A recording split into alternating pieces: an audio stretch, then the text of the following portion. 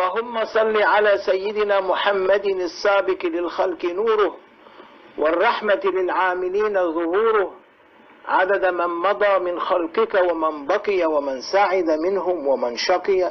صلاة تستغرق العد وتحيط بالحد، صلاة لا غاية لها ولا منتهى ولا انقضاء وتنيلنا بها منك الرضا،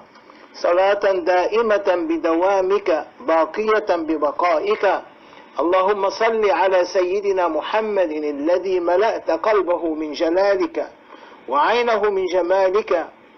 فأصبح فرحا مؤيدا منصورا، وعلى آله وصحبه وسلم تسليما، والحمد لله على ذلك.